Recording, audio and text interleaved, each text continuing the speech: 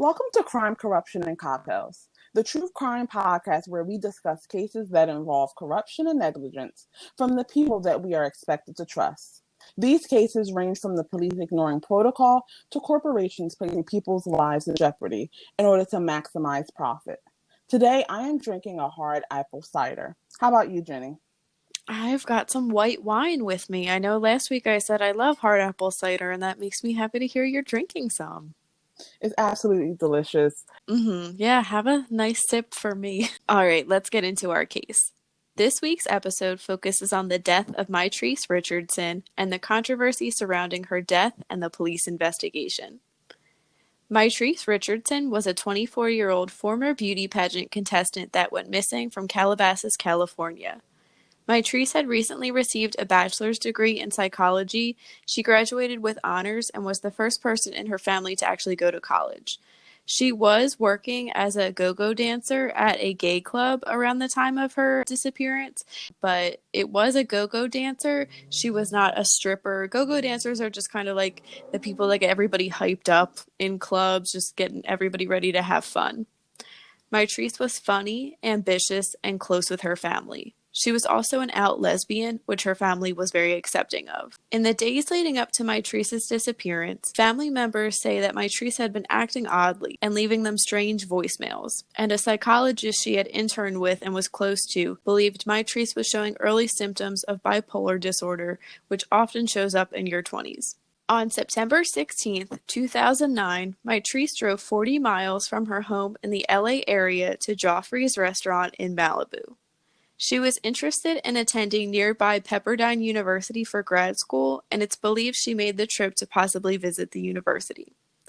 At the restaurant, Mitrice was behaving strangely. She went into the valet parking worker's car and told him she was there to, quote, avenge the death of Michael Jackson. Inside the restaurant, Mitrice sat down with a group of strangers and said she was from Mars and was speaking to them about astrology. Once the group left, Mitrice was left with no way to pay her $89 bill. The restaurant did call Mitrice's great-grandmother Mildred, who Mitrice was living with at the time, and asked her to pay the bill, but since she wasn't able to drive to the restaurant and actually sign for it, they couldn't accept her credit card. The manager said Mitrice was in a trance-like state when speaking, and the police were called after she pulled out a joint. Staff claimed to have a customer who refused to pay her bill and was, quote, acting crazy like she could be on drugs. A sobriety test was administered by police, which Mitrice passed, but she was arrested for not paying her bill and having a small amount of marijuana in her car.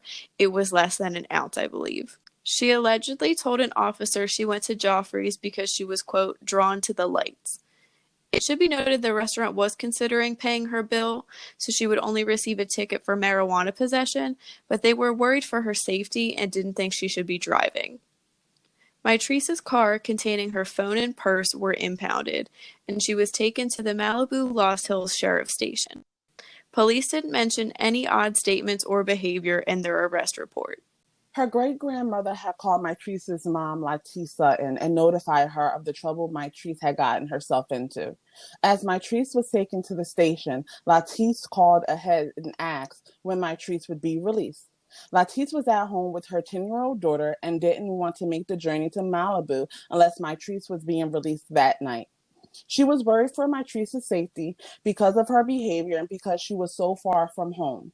You can hear Latissa's call. We'll link it below and it'll give you chills. Listening to it after you know what happens to Mitrice is heartbreaking. The officer assured Latisse that Mitrice wouldn't get released until the next morning and that she'll be safe.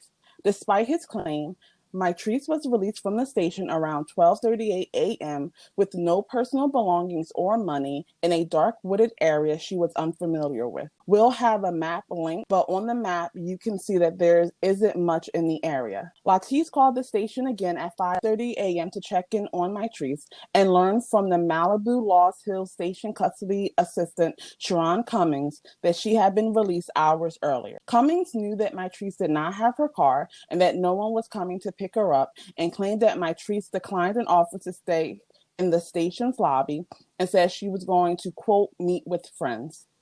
Latisse immediately called back to the station and asked how long she had to wait to file a missing person report. She was told by Deputy Kenneth Baumgartner to wait 24 hours and that reporting would be different if there was mitigating circumstances, which Latisse told him there were since Mitrice was not familiar with the area. Regardless, Latisse waited to file an official missing persons report for Mitrice. While Latisse was worrying at home, police got a call at 6:30 a.m. from retired news reporter Bill Smith, who lived around 6 miles away from the sheriff's station. He claimed an intruder was in his yard and described her as being a slim black woman with afro-like hair, which fit Mitrice's description at the time of her disappearance. When Smith asked if the woman was okay, she replied that she was resting and had left before he could get outside. Neighbors also claimed to have seen Mitrice in the area and heard screams. Police couldn't find anyone in the area and didn't put out a bolo or be on the lookout notice until 6.5 hours later. Latisse wasn't notified about this call until 12 hours later. 2 days after she was last seen, police did a search beginning at Bill Smith's house. They found Mitrice's sneakers and shoe prints that indicated she had been running from something, but not much else. Months later, in January, a larger search was done by police and 300 volunteers. They searched 18 square miles of Malibu Canyon, but didn't find anything. Another search took place in June, and sexually graphic graffiti featuring black women was found. And people thought this could have somehow been connected, but to my knowledge, there was never any connection between this graffiti and Mitrice. But let's rewind a little bit. After the initial search in September, the case was handed to the LAPD since Mitrice lived in LA. During their investigation, the LAPD searched Mitrice's car and discovered her journals, which had non-coherent and rambling writings. Before her disappearance, she was also making dozens of social media posts and seemed sleep-deprived. And it's been said that Mitrice may not have slept in the 5 days leading up to her arrest. This, alongside the journals, led police to believe she was having a bipolar episode on the night of her arrest. Throughout the investigation, Mitrice's family felt the police weren't taking her case seriously and weren't cooperating with them. It took the police 2 weeks to provide her family with their arrest report, a request which the family says should only take 24 hours. The family also states the report was clearly edited with whiteout. And we can link this as well. Mitrice's family has a website with a bunch of facts, and they do have copies of the arrest report on there, and it is clearly whited out on one page. They also faced a lot of pushback when trying to retrieve tapes of Mitrice at the sheriff's station. 1 month after her disappearance, police captain Thomas Martin told Mitrice's family that there was no video footage of Mitrice. Captain Martin is also quoted as saying this in a local newspaper. But fast forward to January 2010, Captain Martin found the video footage in his desk drawer. Police tried to explain this by saying they were confused by what exact footage Mitrice's family wanted. The video has never been made public, and Mitrice's family wasn't actually even allowed to view it until 3 months after it was discovered. Latisse claims in the video Mitrice can be seen pulling at the mesh on her jail cell. It's like a mesh wall, I guess, in the jail cell, and rocking back and forth like a child. Shortly after this incident happened, Captain Martin was promoted and transferred to a police department an hour away. It's been claimed that with what the officers knew of Mitrice's behavior, they could have held her for an involuntary psychiatric hold, which would have involved bringing her to a hospital and filling out paperwork. Throughout the investigation, police maintained that they did follow protocol and that at the station, Mitrice showed no signs of intoxication or mental distress. And since she had no criminal history, they could not keep her in custody. However, it was allegedly claimed in an email that the arresting officer felt Mitrice was acting strange and was uneasy about letting her go. The officer has also alleged that he didn't recall saying this and that Mitrice was sound of mind at the restaurant. A preliminary inquiry was done months later by the LASD, which is the Los Angeles Sheriff's Department. It was done by their Internal Affairs Department and ruled that the deputies did not endanger Mitrice and she didn't exhibit strange behavior on the night of her arrest. The video also reportedly showed an officer leaving right after Mitrice was released. Police refused to identify this officer, but a journalist from LA Magazine found the officer. In their interviews, the officer lied at first about being at the station the night Mitrice was arrested, then said he couldn't remember if he was there. then finally implied he was present, but was, quote, one of the guys that was kept away from this, minding my own business, end quote. Mitrice's family also claimed the video was clearly edited.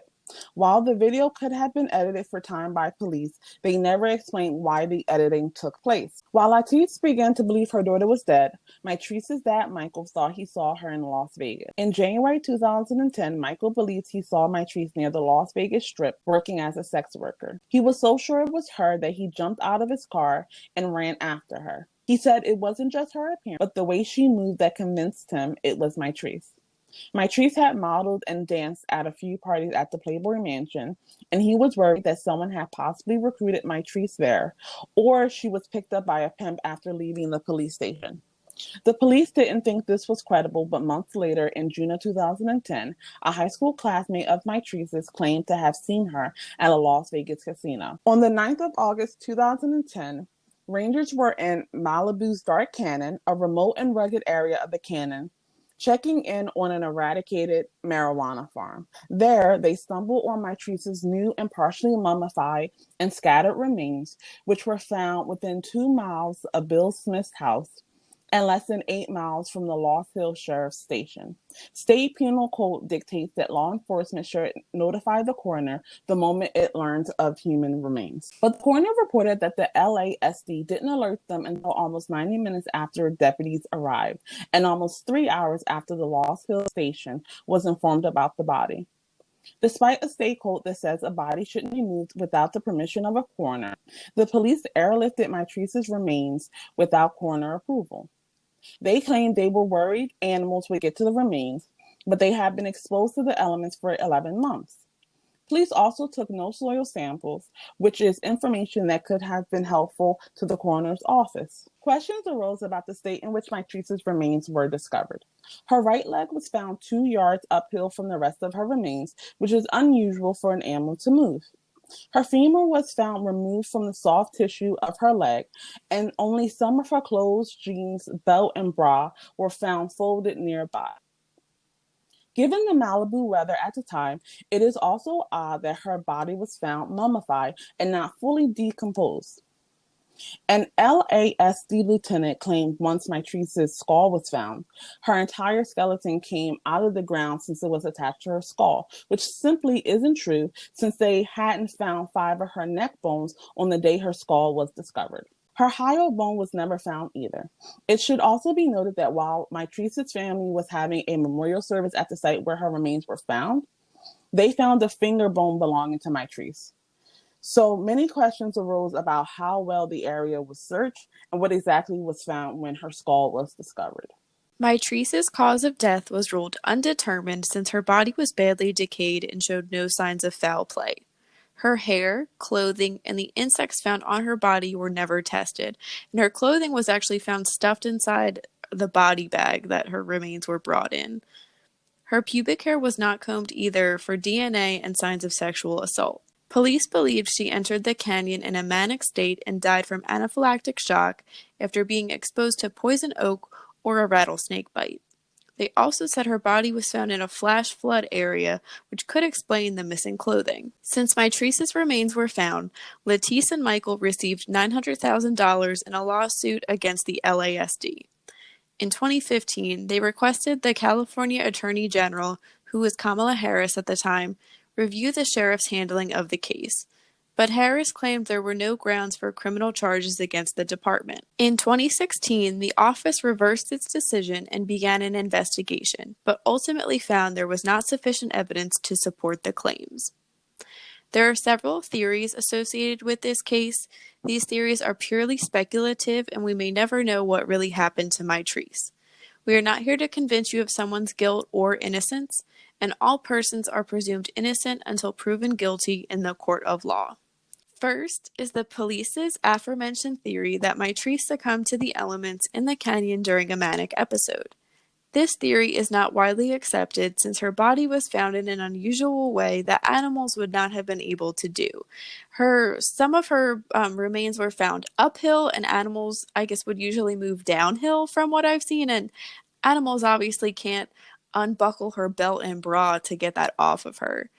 And none of this explains why her clothing was never found either. I mean, the flash flood area, I don't think flash floods really remove clothing like that. Some also believe Mitrice committed suicide, but there was no real evidence of that either. More popular theories are that Mitrice was either killed by the police, someone connected to the marijuana farm her body was found near, or someone completely different.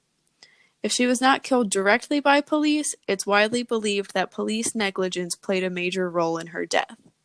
The area where her remains were found was also near a 21-acre ranch where porn is filmed, and some believe this could somehow be related to her death. To my knowledge, I don't believe anyone connected to the marijuana farm or the porn ranch were ever interviewed by police.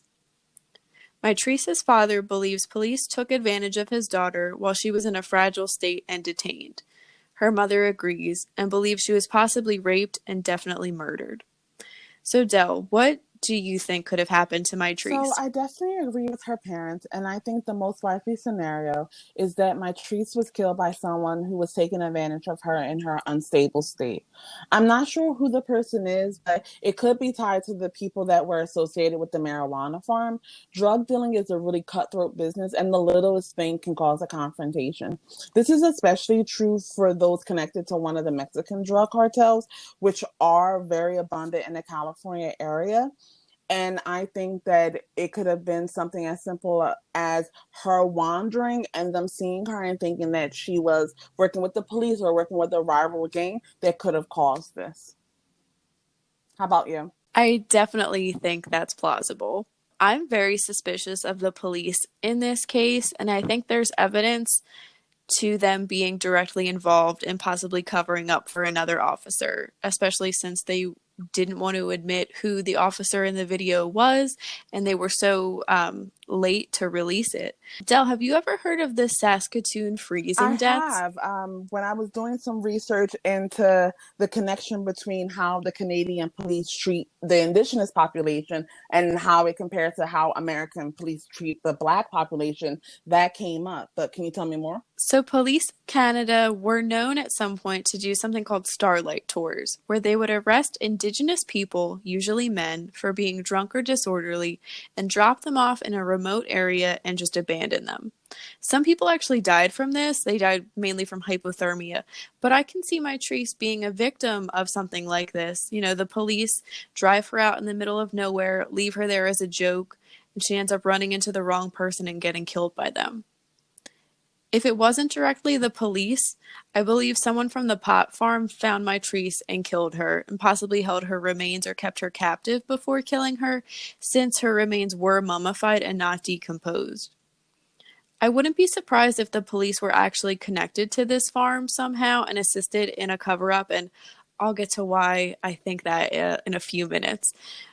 But if not them, I do think someone completely different, maybe even a neighbor who knew the police, found Mitrice on their property, took advantage of her in her fragile state, later killing her and leaving her in Dark Canyon.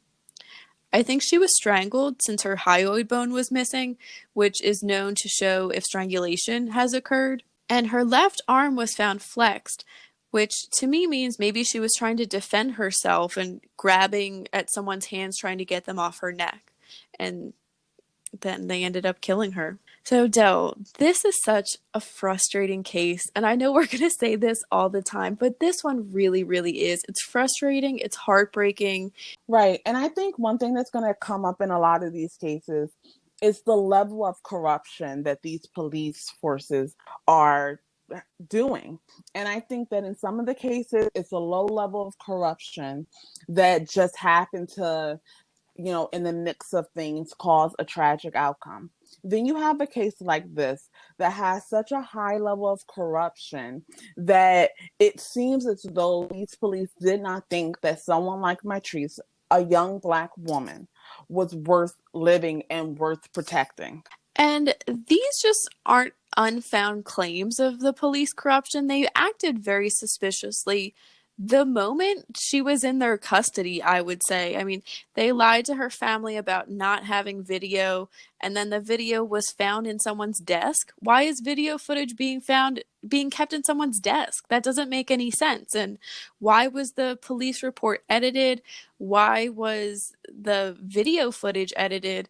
And there's no explanation from the police on any of this. And in that internal affairs investigation, they totally left out the video being kept in Captain Martin's desk drawer. I mean, that's to me a really big red flag right And there. also a red flag is the fact that they ignored protocol for an unknown reason. Police say that they did get approval from a coroner's assistant or someone else within the coroner's team, but the coroner alleges that that isn't true.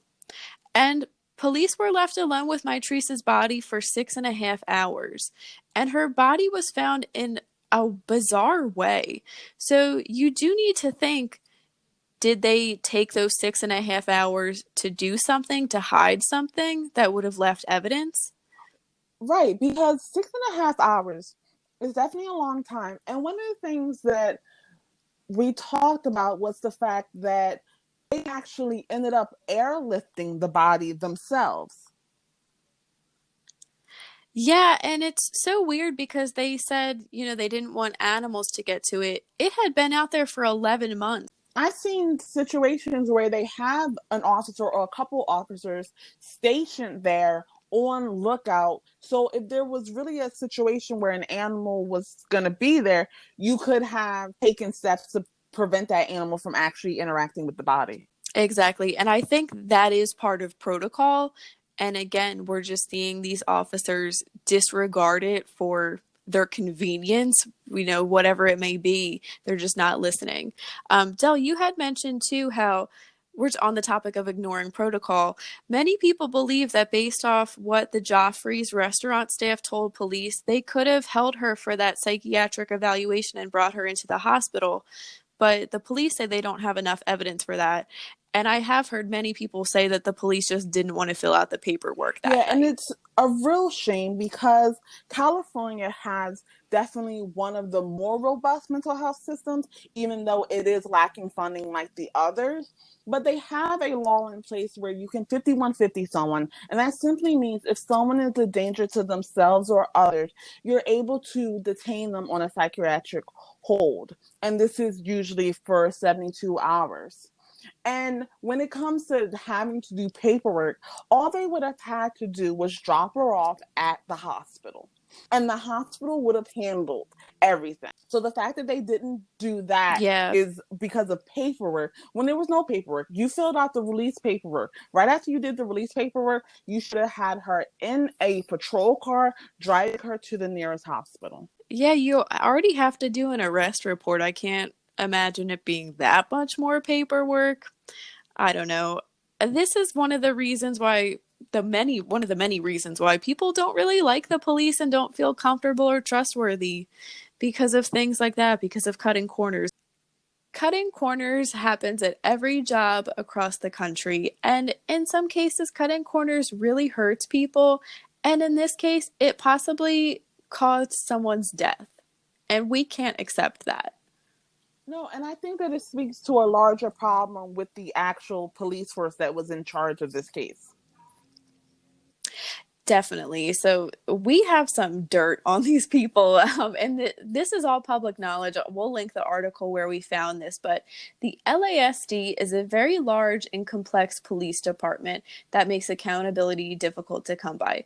It's large geographically and it's large staff-wise.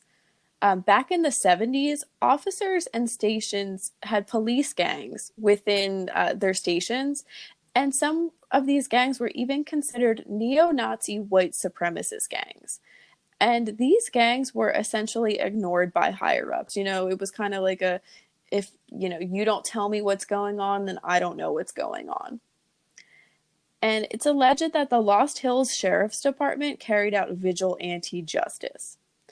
And officers within the LASD as a whole have been investigated for many things, including rape, smuggling heroin into a lockup, stealing money from a narcotics bust, smuggling undocumented immigrants, and even using a Los Angeles Sheriff's Department helicopter for unofficial business. What is this? Who does this?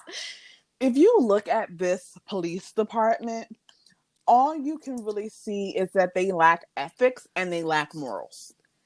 Yeah, like I feel like Chief Wiggum from The Simpsons would do a better job than these people could. He would. But Del, you have a really great point with the ethics and morals. I mean, if you're going to be smuggling immigrants in, that's immoral. You're stealing from a narcotics bust, that's incredibly unethical and immoral. And again, this goes with our theory of, was protocol broken the night Mitrice was arrested?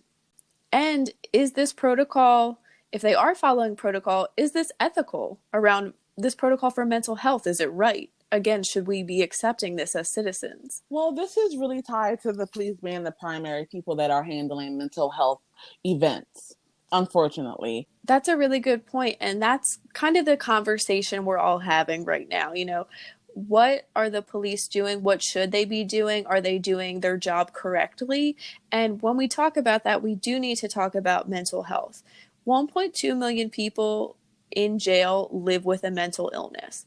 And we have to also consider when we talk about this, was their mental illness maybe connected to their crime? Was it connected to how they spoke with officers and how they're working or how they're talking to people within the jail too?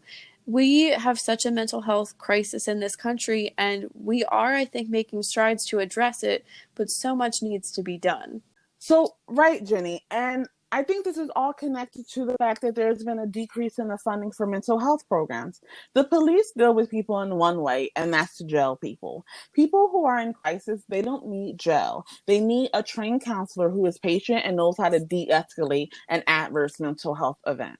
I've seen a lot of people talk about having like a 911 for mental health. And I think some areas do have that where you would call a crisis number and instead of the police coming out, it would be trained counselors and social workers coming out to help de-escalate whatever your crisis is, whatever crisis you're witnessing. And I think that's a great addition to any community, especially one that has such deep-rooted problems. In addition to the police not being able to de-escalate adverse mental health events, they also are not known for treating people of color very well.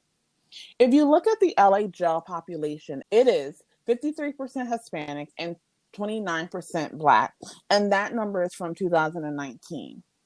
And if you look at Mitrice's case specifically, you can sum it up as a Black girl in a rich white neighborhood, and she was not taken seriously because of that, because she didn't fit into what the police thought should be in that neighborhood.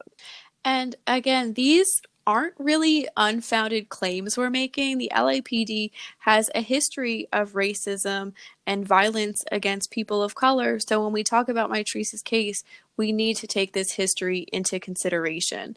Again, kind of going off this, Mel Gibson was arrested in 2006 for driving under the influence, and he was taken into the same sheriff's department Mitrice was, but he was brought to his car. Whether that was race because he's a rich person, because he's a celebrity, who knows, but this is all stuff we can't ignore. So in most cases where there's a missing person of color or a murdered person of color, they don't really get media attention, but Mitrice actually did, which is really great to see. In November 2009, she was on a cover of People magazine along with a few other missing people at the time, and that's a magazine you can get anywhere across the country, so that's really great coverage. And also, local newspapers and journalists were reporting on her case, and it really seemed like the general public was on her side. And I do think this has something to do with the LAPD's infamous racist past. So we can connect this back to the Rodney King beating in 1991. I believe Rodney King was driving under the influence, which you should not be doing. I will, say that. He was driving under the influence, and police were trying to arrest him, and there was kind of like a chase that happened. And once they pulled Rodney over, he was brutally beaten, and there was video footage of that. And that was made public. It was very shocking for everyone to see, and it really opened up a lot of people's eyes. And then a few years after that, there was the O.J. Simpson case, which was thought to be riddled with racism. Mark Furman was a detective for the LAPD who worked on the case against O.J. Simpson, and there's video footage of him saying the N-word. So again, there's reason we're saying that there is racism, and this is it. If you have any information on this case or would like to support Mitrice's family, we encourage you to contact Dr. Rhonda Hampton. She's a mentor of Mitrice's and a close family friend, and you can contact her at 951-660-8031. And we also encourage you to visit findmitrice.com. It's a website that Dr. Hampton runs. Before we go, we wanted to take a moment to thank our first Patreon sponsor, Jonathan. Woohoo! Thank you, Jonathan. We appreciate your donation and we thank you for joining us on this journey. That wraps up this week's case. Thank you for listening. Let us know what you think happened to Mitrice. You can find us on your favorite podcast platforms every Wednesday with a new episode. Make sure you click the subscribe button to get notified of when new episodes are released. Follow us on Instagram at Crime Corruption Cocktails and on Twitter at Charade Inc. Please consider donating to our Patreon. This will help us get better equipment and bring higher quality content to you. We appreciate any amount you can give. This is Jenny and Dell signing off. Stay safe.